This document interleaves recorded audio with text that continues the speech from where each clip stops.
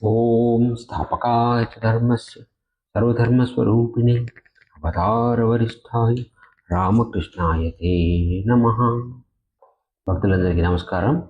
ఈరోజు మనం శాంతి ఆనందాలు పొందడం ఎలా అన్న విషయం గురించి కొద్దిగా చూస్తాం. మనం సాధారణంగా జీవితం అంతా దేనికోసం ప్రయత్నిస్తూ ఉంటాము?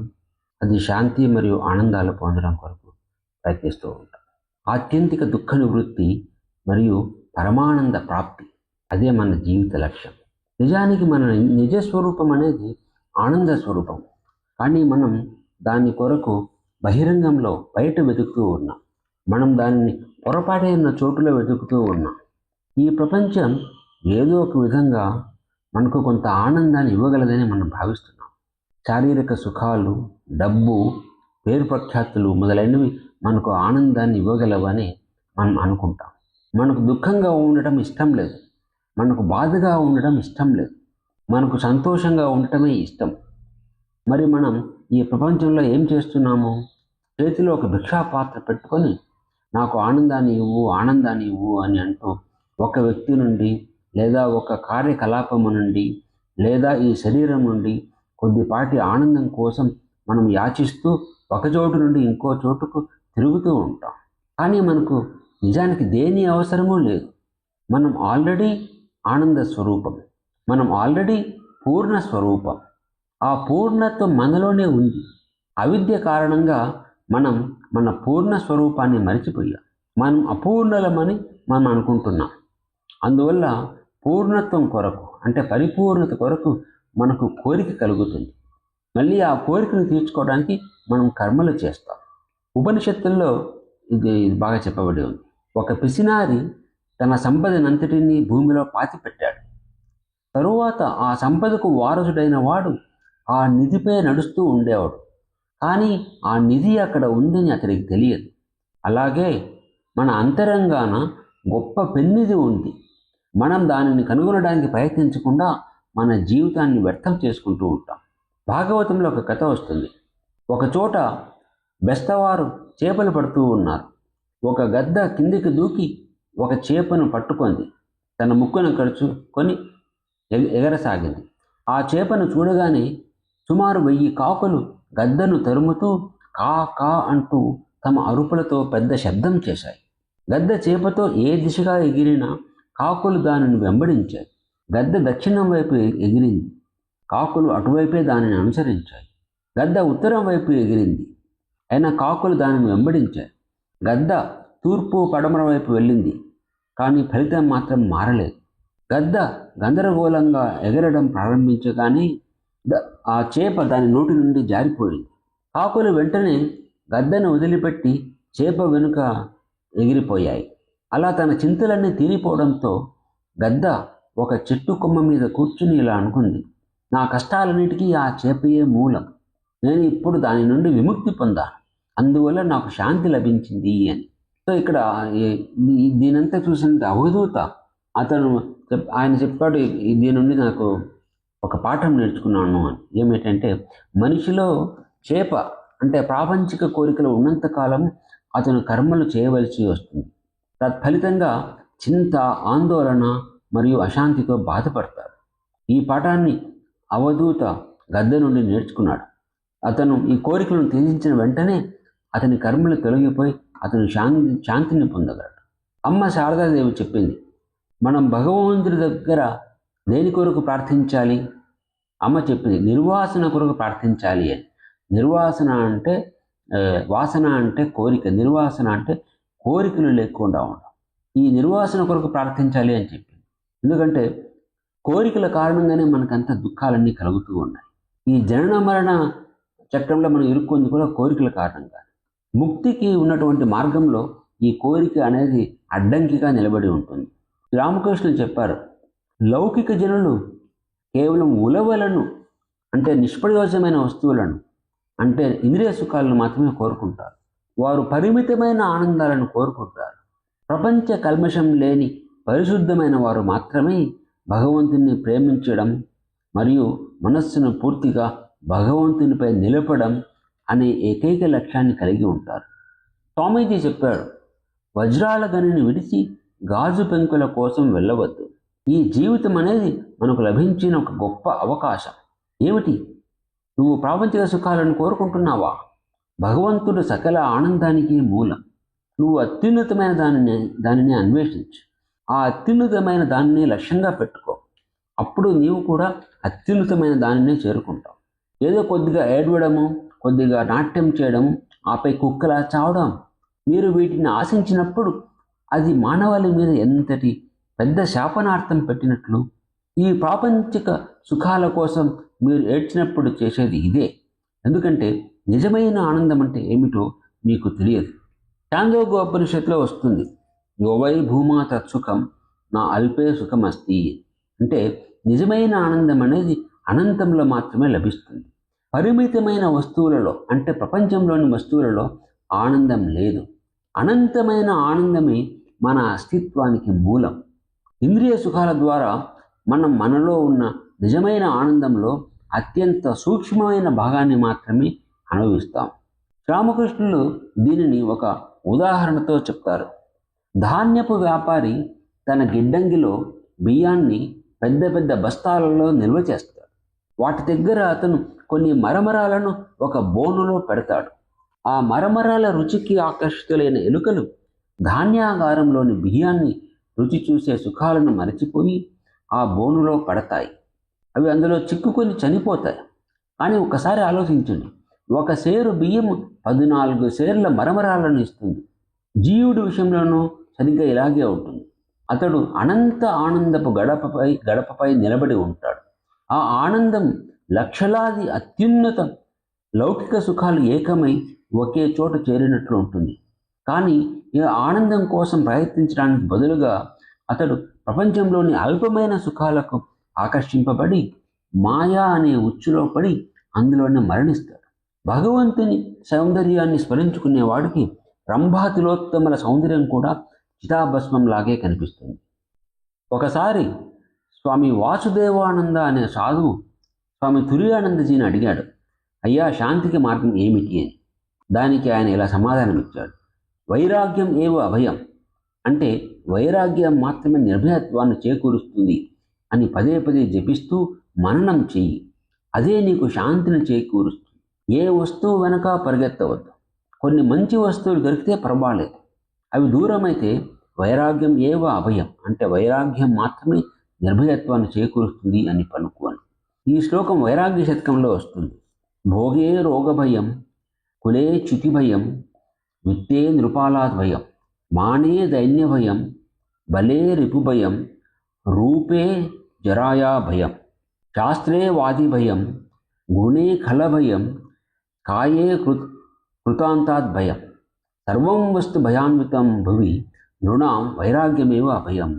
దీని అర్థం ఏమంటే, భోగ విలాసాల వల్ల రోగభయం, ఉన్నత వంశంలో పుట్టడం వల్ల అపకీర్తి వస్తుందనే భయం, గొప్ప సంపద కలిగి ఉండడం వల్ల రాజు దగ్గర భయం, గౌరవం పొందడం వల్ల అవమానం కలుగుతుందనే భయం, బలంగా ఉండడం వల్ల శత్రువుల దగ్గర భయం, అందంగా ఉండడం వల్ల వృద్ధాత్వం వస్తుందనే భయం, శాస్త్రాలలో ప్రావీణ్యం ఉండడం వల్ల వాదోపవాదాల పట్ల భయం, సద్గుణవంతులుగా ఉండడం వల్ల దుష్టుల పట్ల భయం, మంచి దేహదారుఢ్యం కలిగి ఉండటం వల్ల యముడి పట్ల భయం. ఇక్కడ ప్రతిదీ భయంతో నిండి ఉంది. వైరాగ్యం మాత్రమే అభయస్వరూపమైనది.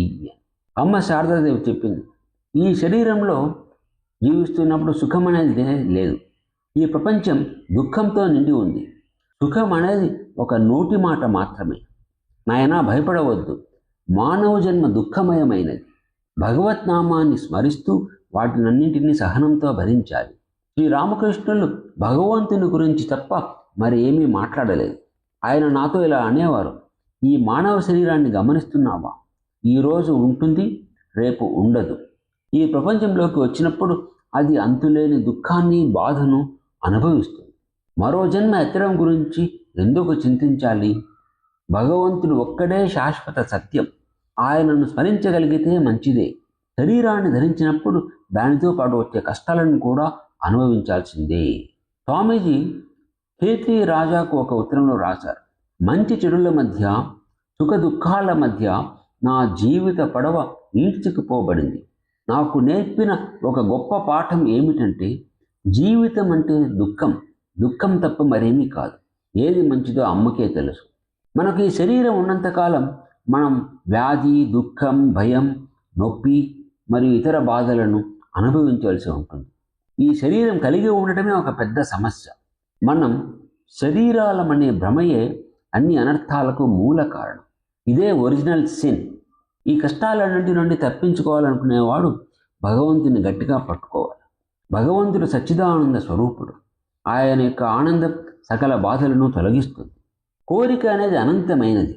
దానిని నెరవేర్చుట అనేది చాలా పరిమితమైనది. మన కోరికలకు అంతం లేదు. కానీ వాటిని తీర్చుకోవడానికి ప్రయత్నించినప్పుడు పెద్ద కష్టం ఎదురవుతుంది. నిరంతరం దుఃఖం, వ్యాధి, మరణం వెంటాడే ఈ చిన్న బురదగుంట లాంటి ప్రపంచంలో కోరుకోవడానికి ఏముంది? ఎవడైతే అన్ని కోరికలను వదులుకుంటాడో వాడు మాత్రమే సుఖంగా ఉంటాడు. భాగవతంలో యయాతి కథ వస్తుంది. ఆయన తన జ్ఞానం మరియు పరాక్రమానికి ప్రసిద్ధి చెందిన చంద్రవంశానికి చెందిన ప్రముఖ చక్రవర్తి. శుక్రాచార్యుడు ఆయనకు అకాల వృద్ధాప్యం వస్తుందని శపించాడు. అయితే ఆ తరువాత శుక్రాచార్యుడు కరుణించి తన కుమారులలో ఒకరిని తనతో వయస్సు మార్చుకోవడానికి ఒప్పించగలిగితే ఆయన శాపం నుండి తప్పించుకుని కొంతకాలం పాటు తను కోల్పోయిన యవ్వనాన్ని తిరిగి పొందగలడు అని యయాతితో చెప్పాడు ఆయన.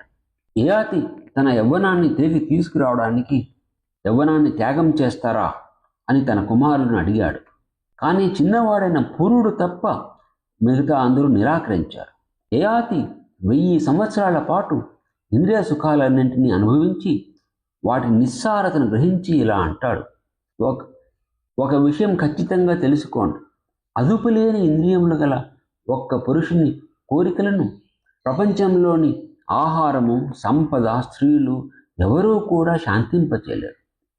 అగ్నిలో పోసిన నెయ్యి ఎలాగైతే అగ్నిని పెంచుతుందో అలాగే భోగాల వల్ల కోరికలు తొలగిపోకపోగా మరింతగా పెరుగుతాయి.